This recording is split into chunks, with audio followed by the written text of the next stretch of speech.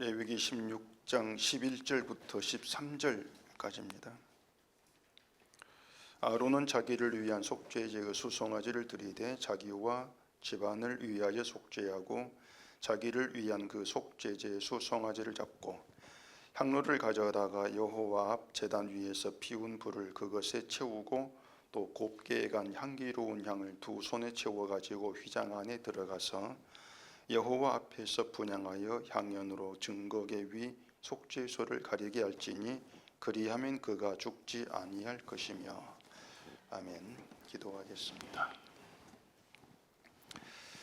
죄인된 저희들은 하나님 율법에 의해서 죽임을 당하는 것이 마땅합니다. 그러간 저희들이 하나님 앞에서 죽지 아니할 그 길이 어떠한 것인가를 오늘도 이 말씀 안에서 보게 하시옵시고 오직 그 길만을 믿고 의지한 저희가 되게 해주시옵소서. 예수님 이름으로 기도합니다.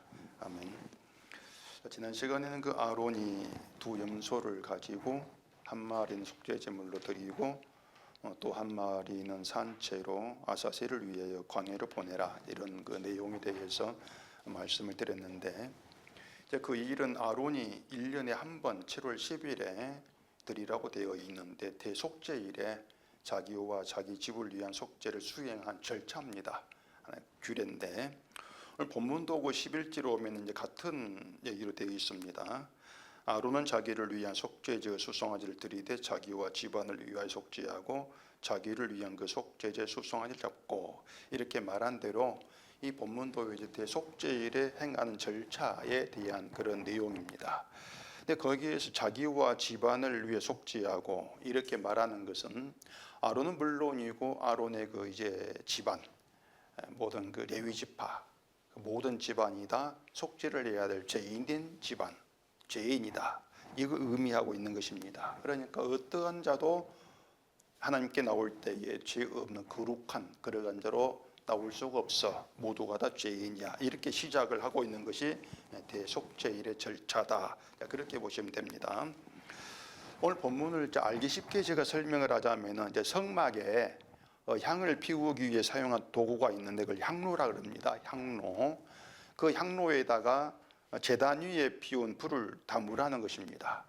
이 제단에 피운 불은 꺼지지 않도록 해라, 이렇게 규례가 되어 있습니다. 그리고 항상 제 안에 불이 피어 있는데 그 피운 불을 향로에 담으라는 것입니다. 숯불을 담는 것입니다. 숯불을.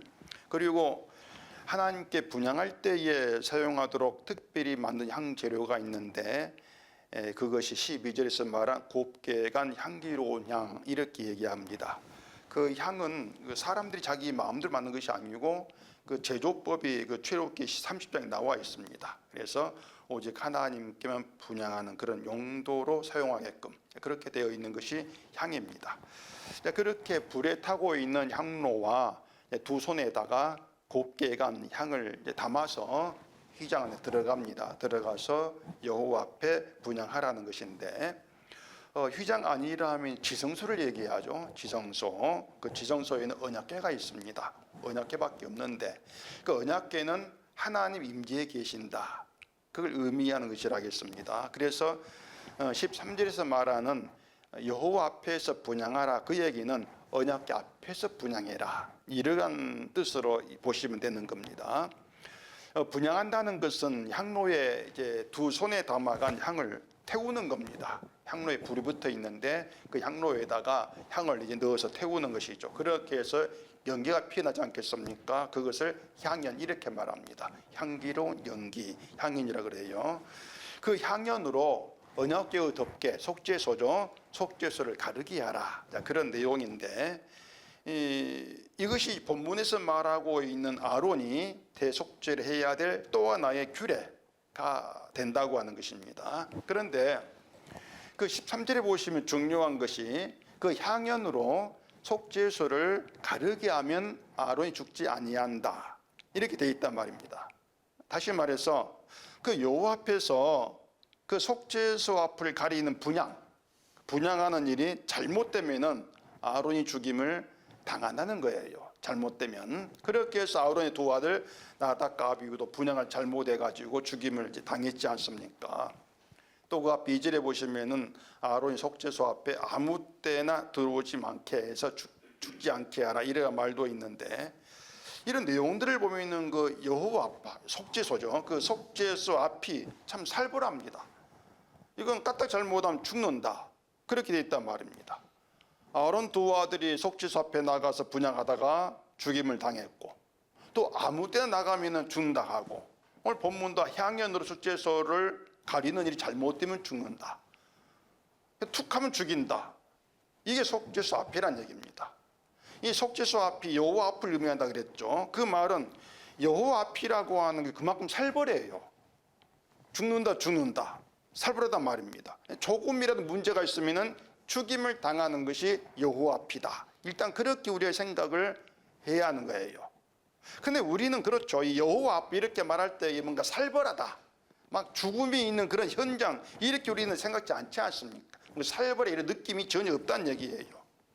이게 그럴 수밖에 없는 것이, 우리가 여호와 앞에 나간다고 하는 것을 실감하게 하는 언약궤 자체가 없지 않습니까? 지금 이 시대에서. 그 인디애나 존스라고 하는 유명한 영화가 있죠. 5편까지 만들어졌는데 그 1편의 내용이 인디애나 존스라는 고고학자가 이제 그 성경에서 따온, 언약궤에서 따온 성계, 그 성계를 찾아가는 이제 그런 줄거리입니다. 그 영화 내용은 창작이 있지만은 성계는 이제 언약궤에 따온다는 점에서 뭔가 성경과 좀 연관이 있는 그런 내용일 수도 있는데, 또 성경과 전혀 연관이 없어요. 그 고고학자가 이제 성계를 찾아가는데 거기에 히틀러 명령을 받은 독일군 군대가 또 이제 성계를 찾으러 끼어듭니다. 그렇게 해서 이제 마지막 장면에 이 성계가 독일군 손에 들어가는데, 그 히틀러에게 성계를 전하기 전에 먼저 열어봐요. 성계를 열어보는데 그 연기 같은 나와가지고 그 연기가 막 유령 같은 그런 모습으로 변하는 겁니다. 그렇게 해서 이제 수십 명의 군인들이 이제 죽임을 당하는 것인데, 그 성계를 열어본 것에 대한 신의 분노, 진노, 이걸 이제 보여주는 것이죠. 그러니까 거룩한 궤를 함부로 열어보면은 신에게 재앙을 받는다, 뭐 이런 이제 얘기가 되는 것인데, 이 성경에서도 지정서 언약궤 아주 살벌해요. 정말 말씀드리는 건 살벌하단 말입니다. 그런데 그렇게 살벌한 언약궤가 지금 세상에는 없다, 보이지 아니한다. 이 성경에서도 언약궤의 행방에 대해서는 말하지를 않습니다. 이 성전에 있던 언약궤가 바벨론에 의해서 예루살렘 무너지고 그때 성전도 함께 파괴되었는데 그때 언약궤 어떻게 되었다, 여기에 대한 내용이 없거든요. 그때부터 이 언약궤 행방을 알 수 없단 말이에요. 그 바벨론이 성전에 많은 기물들을 막 탈취를 해갔는데 그 언약궤를 그때 가져갔는지 어땠는지 언급이 없죠.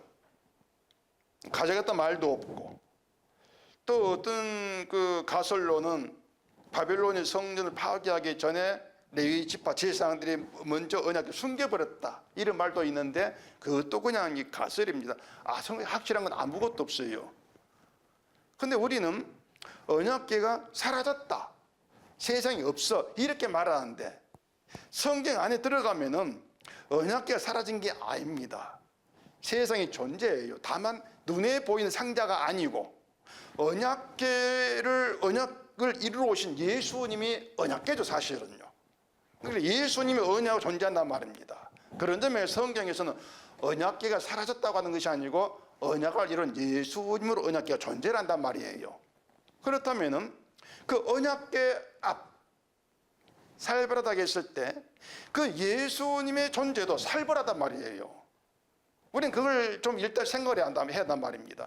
예수님의 존재가 우리에게는 자꾸 용서, 좋은 것만 생각을 하는데 아니다. 이게 자칫 잘못하면은 죽임이 되는 살벌한 어떤 그 심판의 기준이 된다. 그 점을 생각을 해줘야 되는 것이죠.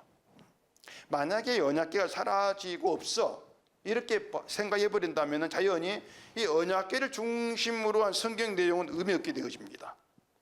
하나님 앞에서 잘못 분향하면 죽는다, 향연으로 속죄소를 가리면 죽지 아니한다, 이런 규례들, 본문의 규례들 마치 효력을 잃어버린 것처럼 생각될 수 있지 않겠습니까? 언약궤가 없다고 생각한다면. 그러니까 언약궤가 있어야만이 본문의 내용들이 다 효력이 있게 되어진단 말이에요. 때문에 우리는 언약궤를 실물, 그 상자, 그것만 생각할 것이 아니고 말씀드린 것처럼 언약을 이루신 예수님의 십자가에서 언약의 의미를 생각을 해야 되죠. 그래야만 이 본문이 오늘 우리의 그 삶에 연결이 되고 이것이 우리에게 어떤 의미가 되어지는가를 얘기하는 그런 내용이 되어진단 말입니다. 이제 사람들은 자꾸 이제 이런 내용들을 생각하지 않고 있는 것은 자꾸 이 말씀 안에 들어가지를 않아요. 말씀에 들어가서 이 현실을 생각한다면은 지금의 현실이 어떤가를 볼 수가 있는데 말씀에 도무 들어가지 않고 눈에 보이는 것만 가지고 판단하기 때문에 자꾸 언약궤는 없어. 그럼 본문도 의미가 없네? 뭐 그렇게만 알고 있게 되어진단 말이죠. 그렇기 때문에 하나님 앞에 잘못 나가면 언약궤 앞에 나가서 잘못하면 죽는다는 것도 결국은 의미가 사라진단 말입니다. 이런 모든 것들이 성경 결국 잘못 꼬이는 성경이 말하고 있는 것들을 자꾸 보지 않는 그게 없는 현실에서 성경 현실을 벗어나 버리는 그런 결과가 되어지는 거예요. 그래서 이 언약이 예수님을 이루어졌다. 그러한 점에서 이렇게 하면 죽는다. 그 예수 하나님의 살벌한 이 말씀은 지금도 효력을 가지고 계속되고 있습니다. 지금도. 다만 사람들이 이런 내용들을 말씀들을 보면서 나와는 무관하다 그런 태도로 무덤덤하게 대하는 이것이 문제일 뿐이 되는 것이 그게 문제라는 것입니다.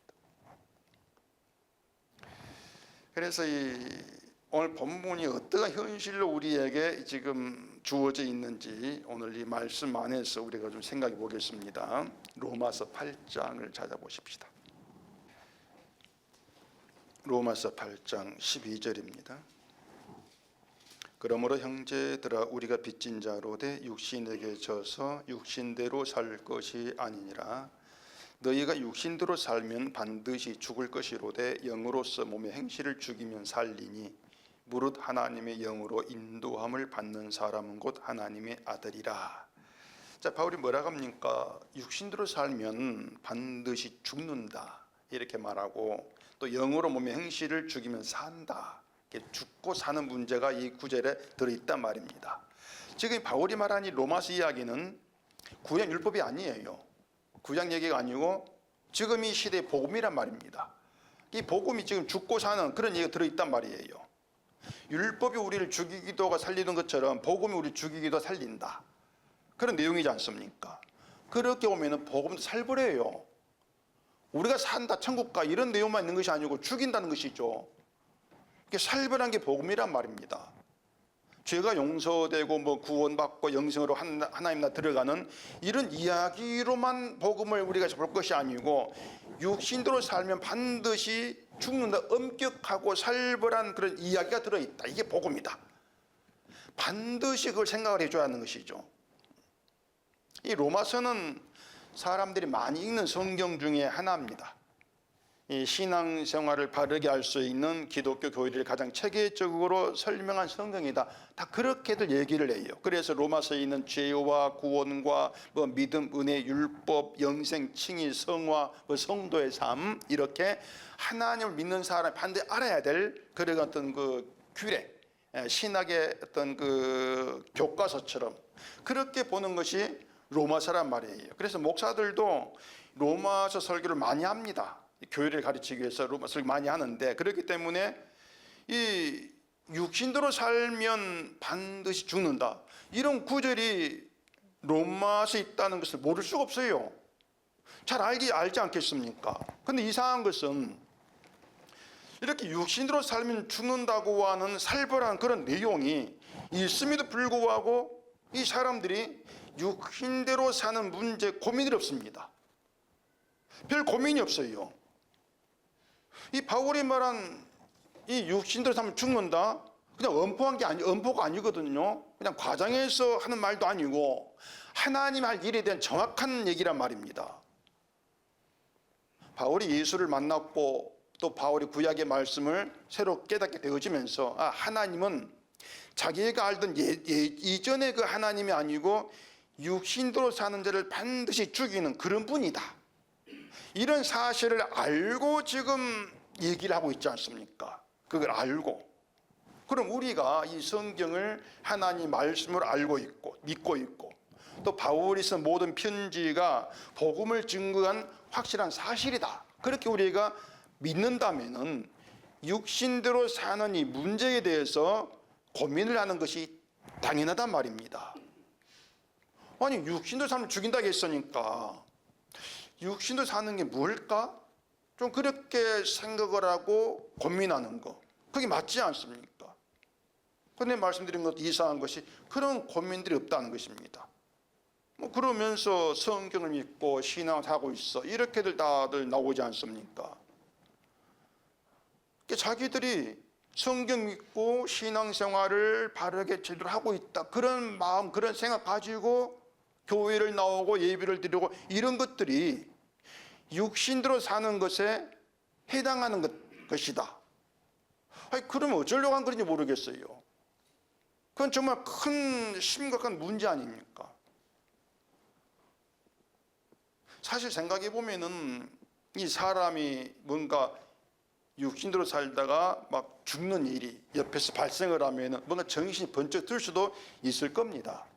아니 교회 와가지고 예배를 드리는데 옆에 누가 예배를 드려 갑자기 죽어버린다. 그런 일이 매주일만 일어난다. 그럼 예배 분위기가 아주 살벌이지 않겠습니까?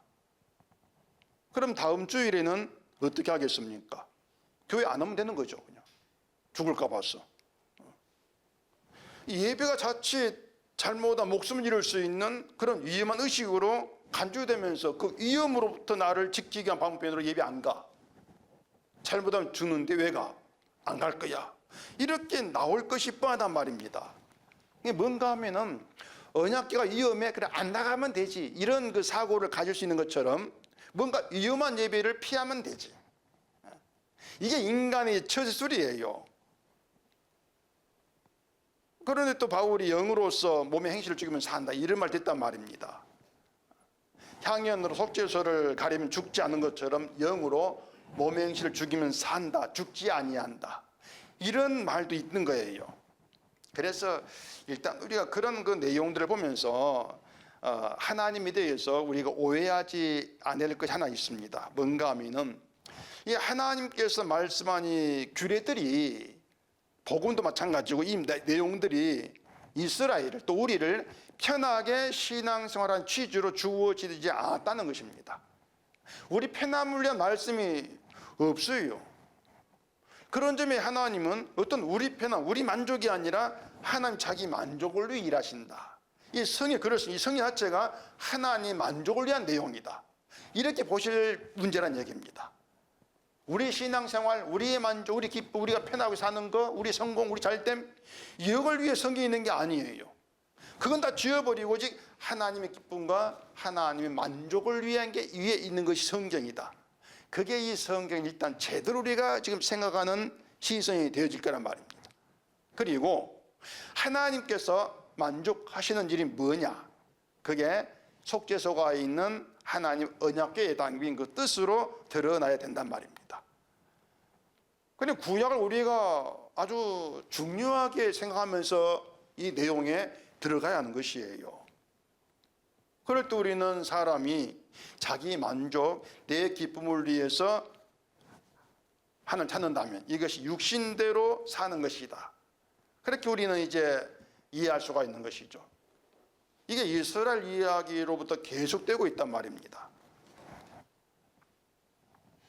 육신대로 산다고 하는 것은 사람이 내 육신의 만족을 위해 사는 걸 얘기합니다. 내 중심으로 살아가는 게 육신대로 사는 것이에요. 왜냐하면 우리에게 육신은 건 나 자신이 아니지 않습니까? 내가 육신이지 않습니까?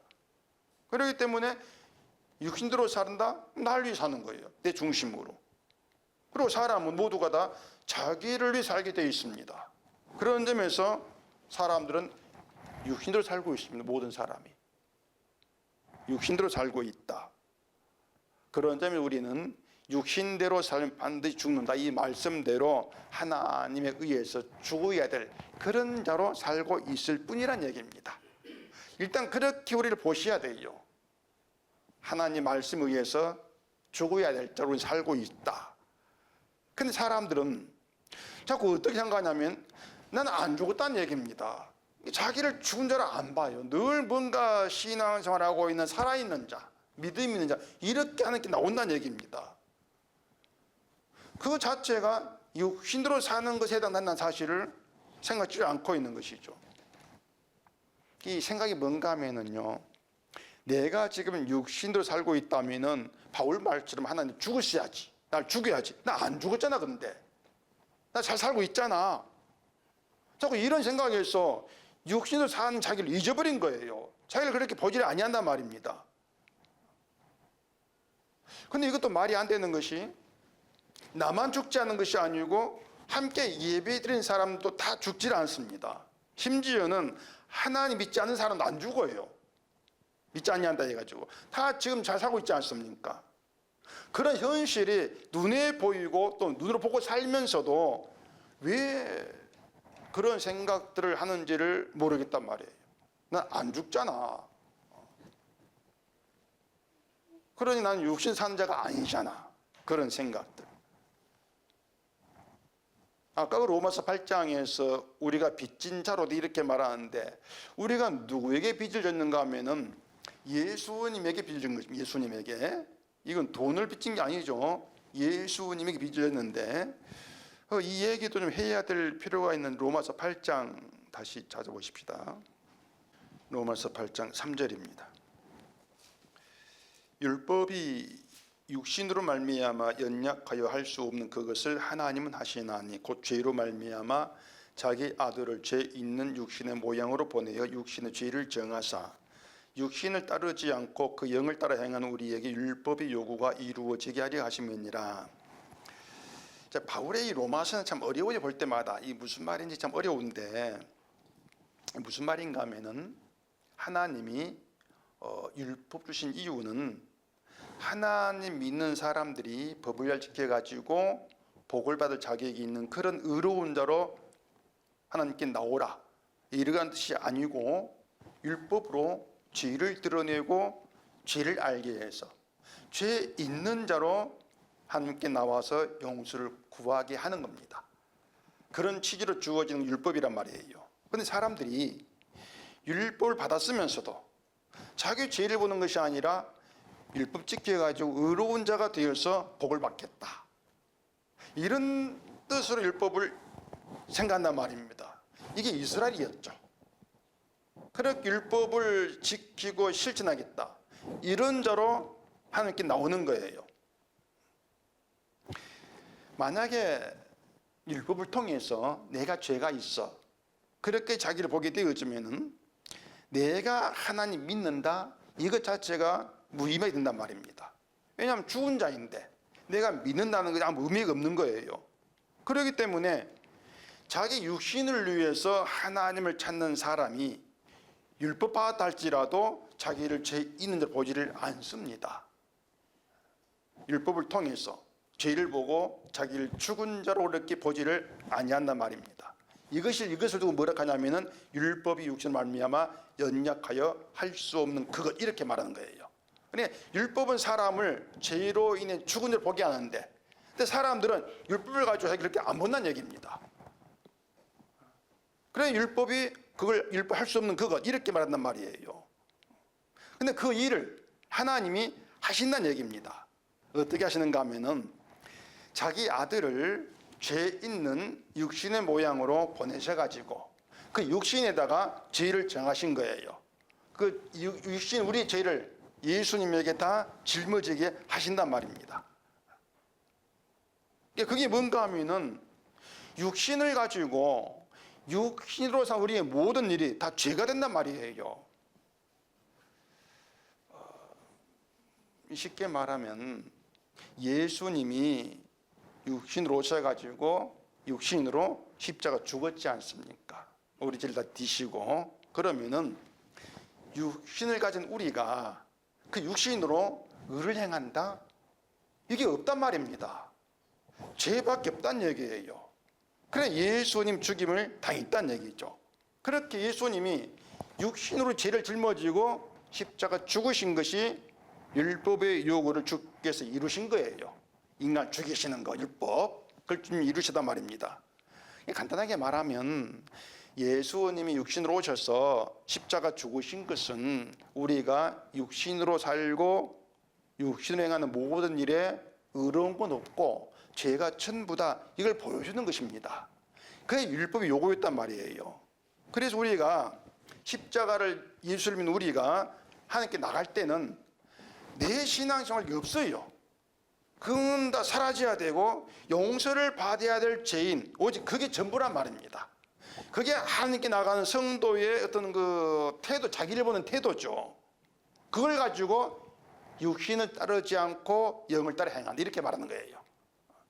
자기 행함을 보지 않고 그냥 죄인으로만 죽게 나가는, 하나님께 나가는 거, 그게 영을 따라간다 이렇게 말한단 말입니다. 그러니까 육신을 따르는 것이 뭔가 하면 여전히 육신으로 행하는 것이 하나님 앞에 의가 되는 것을 알고 있는 겁니다. 그게 믿음이 생각하는 거예요. 이게 육신을 따르는 것입니다. 영을 따르는 것은 내 육신 죄밖에 없어. 그러면서 죄 있는 대로 하나님께 나가는 것, 이게 영을 따라간다. 이해가 되시죠? 그러니까는 육신으로 산다고 하는 것은 내 육신에 자꾸 의를 두는 것이기 때문에 율법의 요구 아래 있는 게 아니죠. 주를 바라보는 게 아니니까 자기를 죽음으로 생각하지 않는 거란 말입니다.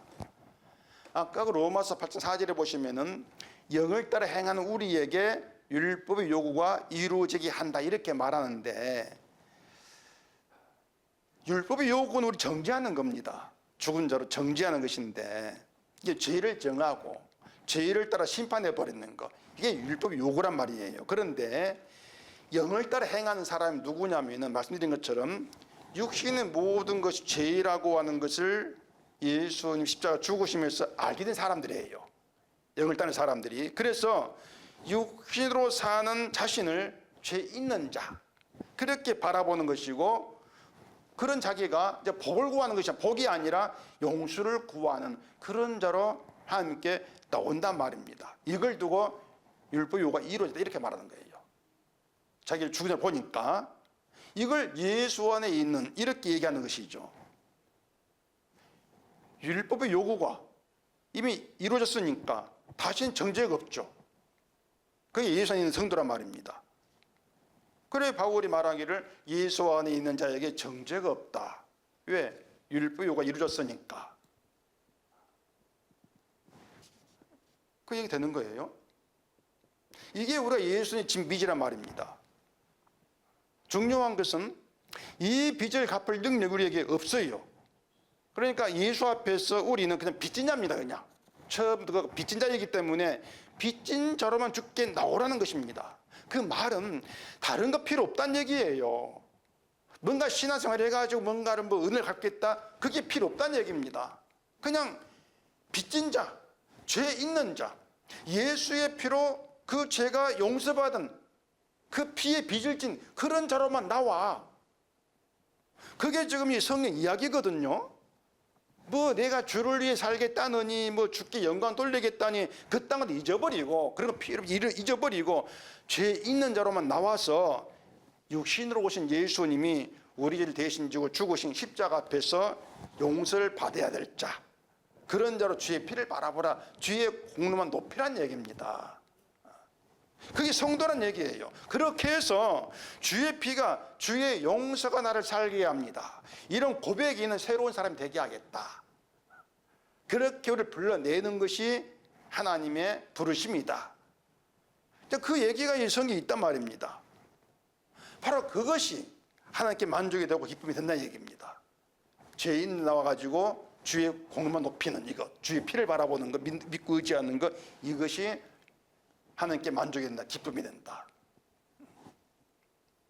이게 오늘 본문의 향연 속죄를 가리는 그런 일과 연결되어 있는 겁니다. 자, 아론이 휘장 안에 들어갈 때 가져간 것은 제단에 불이 담긴 향로하고 하나님이 지시한 대로 만든 향, 그 향을 두 손에 가득 채우고 들어가, 이게 전부라겠습니다. 향로와 향, 이것만 가지고 들어갑니다. 그리고 분향해서 그 향의 연기로 속죄소를 가리면 죽지 않아서 휘장 밖으로 살아나오게 되어 있습니다. 죽지 않고. 그러니까 휘장 안에 속죄소 앞에 있는 것은 아론이 아니라 향이 연기예요. 연기에 피니까 그 연기가 아론을 가리지 않습니까? 다시 설명할게요. 속죄소 앞에, 그 언약궤 앞에 나가서 아론이 섰습니다. 그 아론이 죄가 있는데 그 죄를 자기 의로 용서를 받는 그런 의로운 제사장, 그런 자로 서는 것이 아니에요. 그 11절이 자기를 위해 속죄하고 이렇게 시작하지 않습니까? 속죄를 해야 될 죄 있는 자로 들어가서 언약궤 앞에 선다는 얘기입니다. 그냥 죄가 있고 죄의로 죽임을 당해야 될 하나 인간으로 속죄소 앞에 서는 거예요. 그러니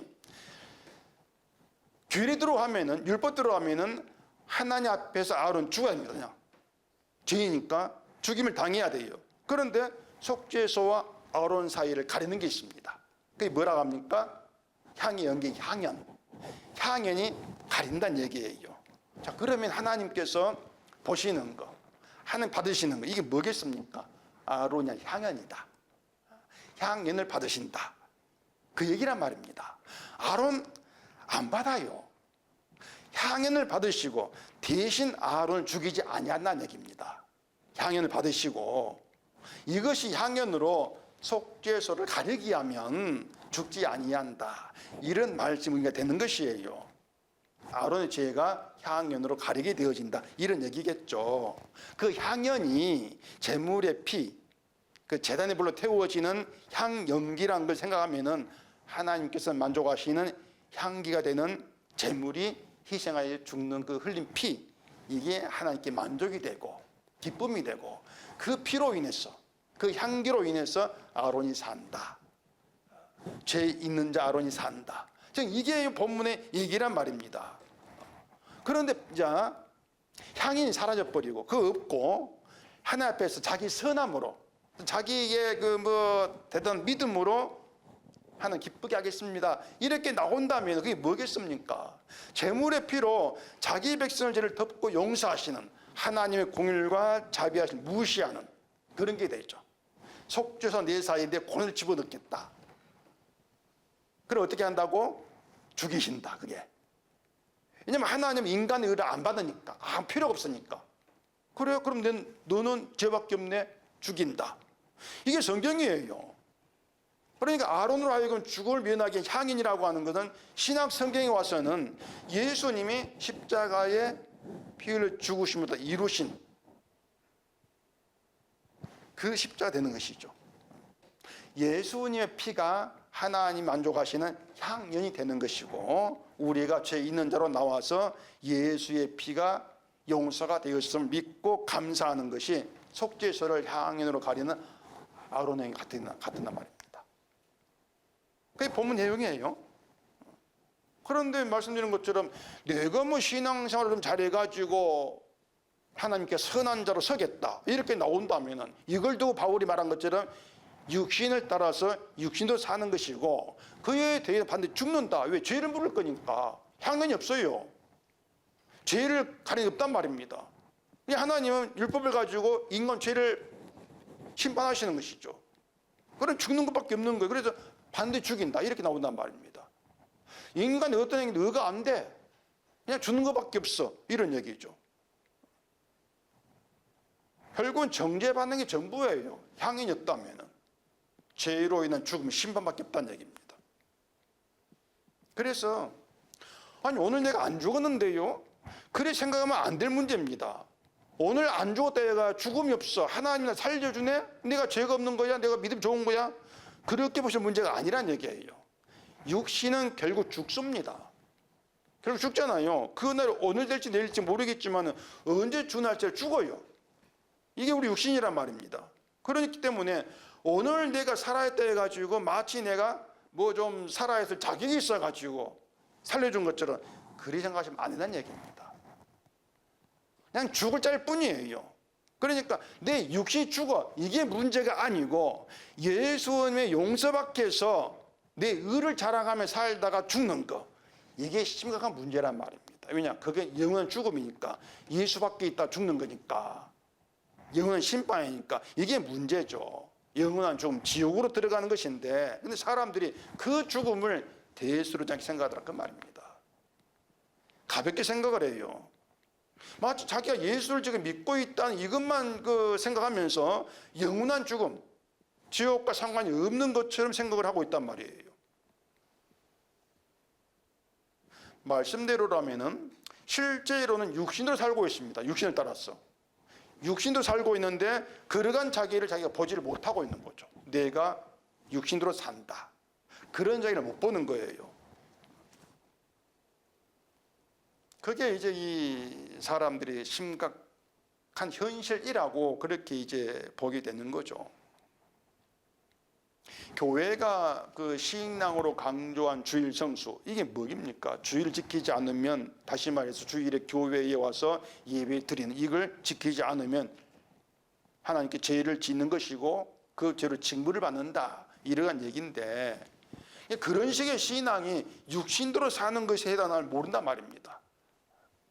11조가 하나님의 규례 말씀이기 때문에 그 11조 하나님 보게 되는 것이야. 안 하면 벌 받아.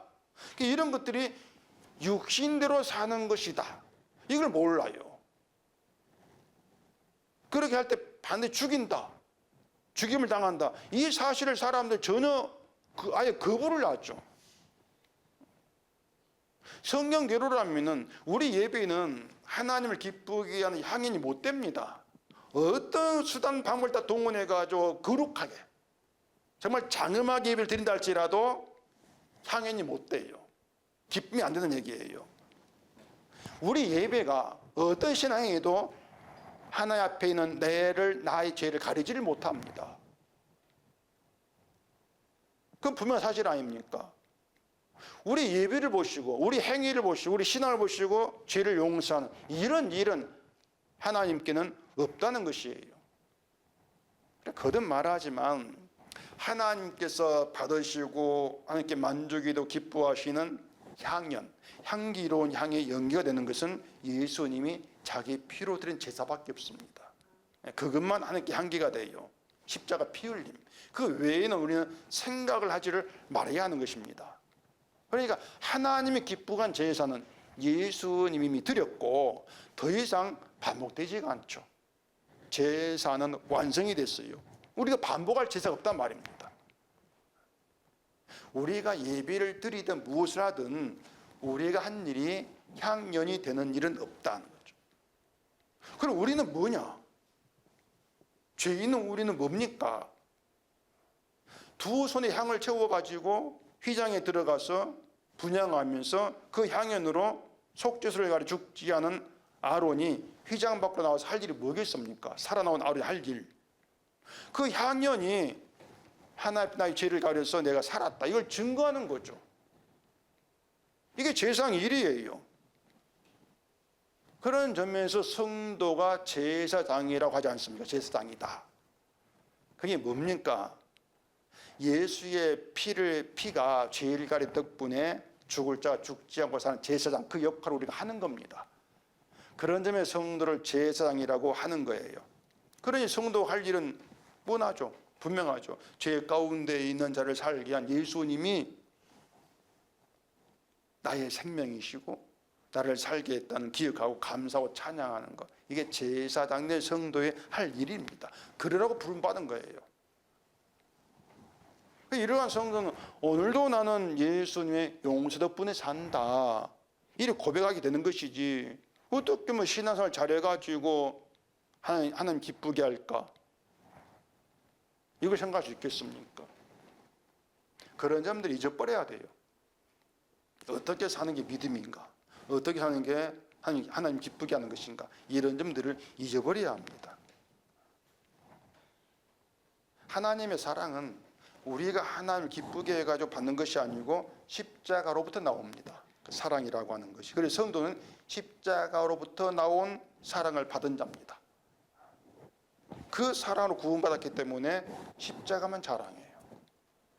온 마음이 십자가로만 향한단 말입니다. 우리가 이러한 성도로 만들어진다면 그것은 예수님이 영이신 성령이 오셔가지고 되어진 열매죠.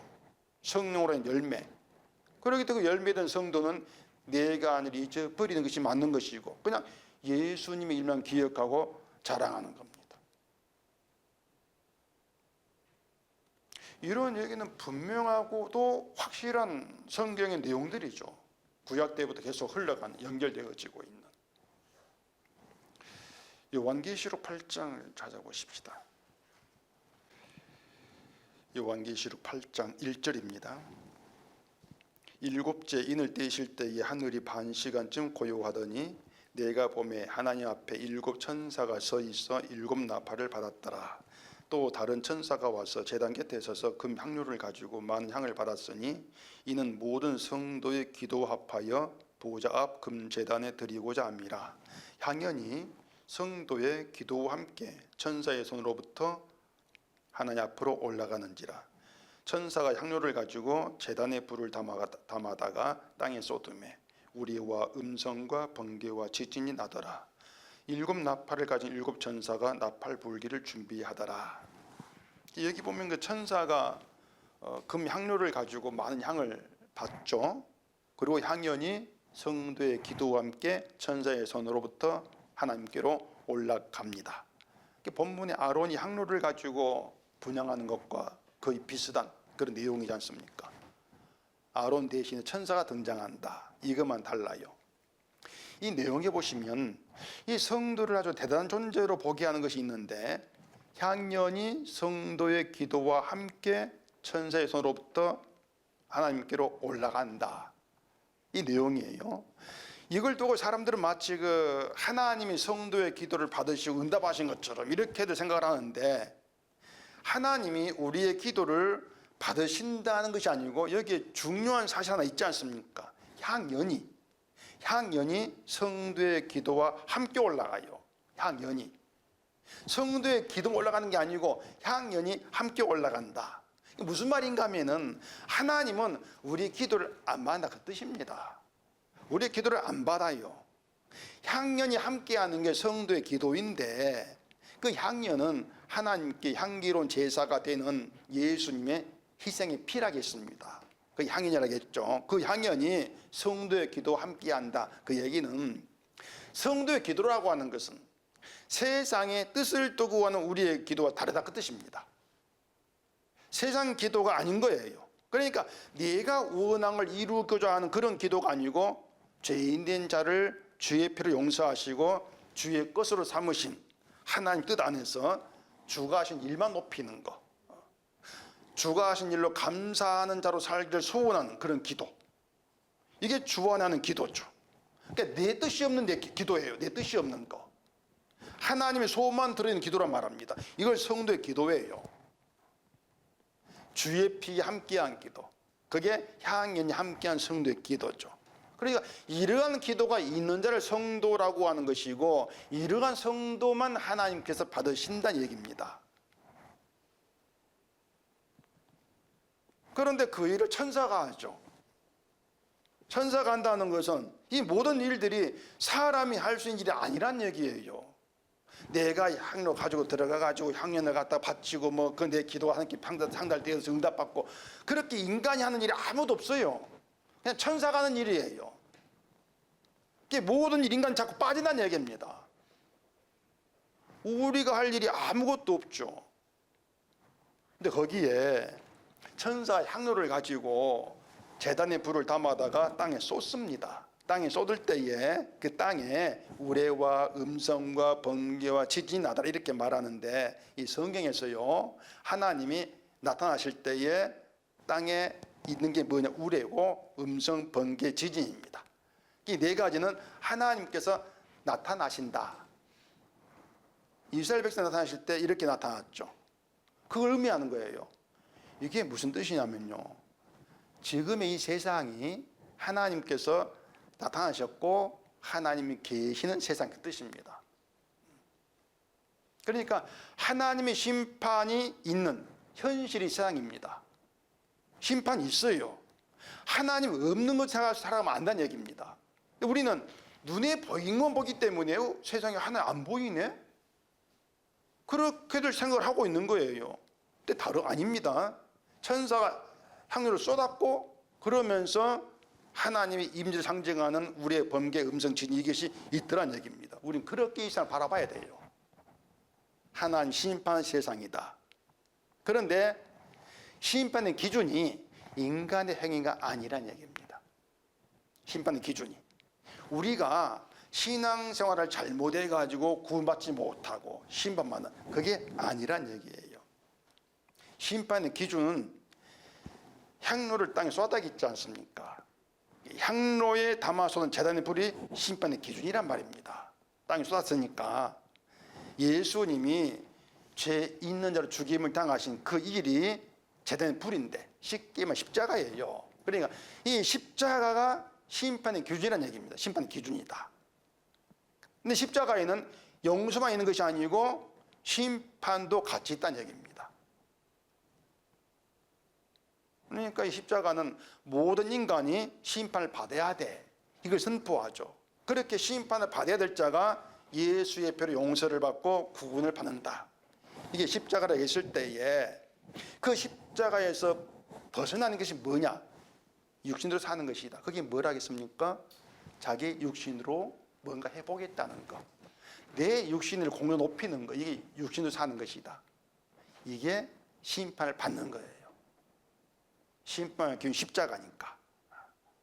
그 심판의 십자가에는 인간의 할 일이 없지 않습니까? 내 공로 들어있지를 않습니다. 이 십자가가 세상의 심판의 기준이다. 이걸 생각해 보시면은 하나님께서 죽이신다고 하는 게 누구인가가 분명히 드러나요. 자기가 한 일을 높이고 하나님께 뭔가 공로가 있는 그런 자로 나와서 복을 구하고 구원을 받겠다 이렇게 나오는 거, 이게 심판을 받는 것이다. 반드시 죽인다. 거기에 해당이 되는 겁니다. 십자가로 인해서 심판을 받죠.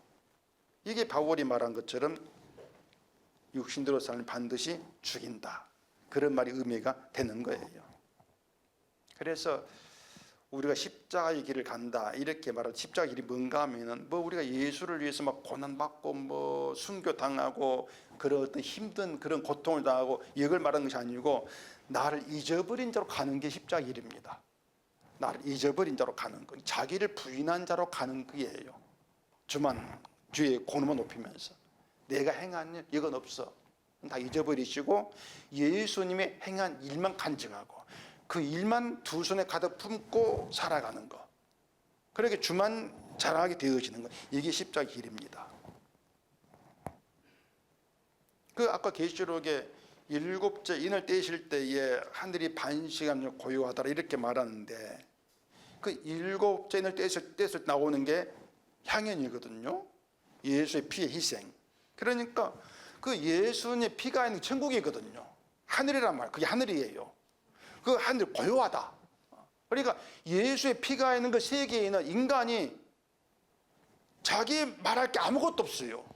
그래 고요하단 말입니다. 그 상태예요. 그게 천국이라는 얘기입니다. 근데 천국은 자기 자랑이 없다. 뭔가 내가 잘했다고 자랑할 것이 없고 내 걸 드러낼 것이 없어. 그래 조용할 수밖에 없어. 그냥 주의 일만 있어. 이게 하늘이다. 하나님의 나라다. 그럼 반대로 지옥이 뭐냐? 지옥 시끄러워요. 정말 시끄러워요.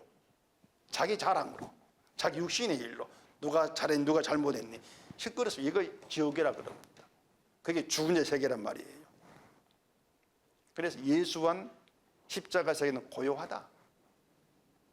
왜? 내가 한 일 없고 주의 일만 있으니까. 이게 십자가의 세계, 예수 아니라고 했을 때에 성도는 그 예수 안에서 정죄함이 없다. 예수는 율법의 요구를 이루었기 때문에. 이게 우리의 믿음이 되면 되는 겁니다. 그러니까 늘 뭐 어떻게 믿음 생활 잘해볼까 하면서 결국 그 자기 공적으로 쌓여지는 그런 사람들에게 있을 건 저주밖에 없어요. 분명히 이게 성경이지 않습니까? 저주밖에 없다는 얘기입니다. 결국 율법의 요구를 내 육신으로 이루어야 되죠. 그러면 남는 건 심판이고 저주죠. 자기 행함 가지고 하나님께 나온다는 얘기는 결국은 향연이 없는 거예요. 속죄를 가진 향연이 없는 거예요. 그런데 자기 공로가 죄를 덮을 만큼 의로운 것인가? 하나님 그렇게 보지를 않지 않습니까? 그러니 육신을 따라서 육신도 사는 자를 하나님은 죽이신다. 이게 세상의 현실인 것입니다. 때문에 지금의 세상에 그 죽이시는 하나님의 심판이 없다고 생각하면 안 되는 겁니다. 여기저기 보면은 자기 행함을 가지고 하나님께 나오는데 하나님 그러한 자들을 내버려 두시지 않습니까? 이게 심판 행해지고 있는 것입니다. 그 가운데에서 우리도 죄 있는 자인데 뭔가 성령으로 나의 죄를 알게 되고 그리고 예수님 피의 공로를 바라보게 되고 주의 공로만 자랑하는 그런 자로 새롭게 만들어진다? 그럼 그것이 하나님 일이 있다는 얘기 아니겠습니까? 그러니 세상에는 심판, 죽이시고 살리신 하나님이 분명히 있어요. 그게 성경을 통해서 보는 세상 현실인 것이죠. 이런 현실 속에서 하나님과 죄 있는 우리에게 그 사이에는 주의 공로가 있다. 이것만 놓치지 않으면 되는 겁니다. 그 공로가 나를 구원하신다. 내 공로가 아니라 주의 공로만 믿는 것. 이게 순종이에요. 그게 말씀 순종하는 것입니다. 그래 우리 직질 순종이 아니죠. 주를 믿는 것이니까. 그래서 심판 세상에서 그러한 순종 함께하는 성도로 살게 되어진다. 그런 성도로 만들어진다는 것이 세상에 어떤 것도 따라올 수 없는 최고의 복이다. 이렇게 말할 수가 있는 것이죠. 그렇게 우리가 성경을 차근차근 들여다보면은 뭐가 정말 이 사는 길인지 무엇이 주 안에서 주를 따라가는 것인지가 선명하게 보이는 겁니다. 그 길에서 나는 없구나. 그렇게 난 잊어버리면 되는 것이고 그냥 주님의 일만 높이는 것.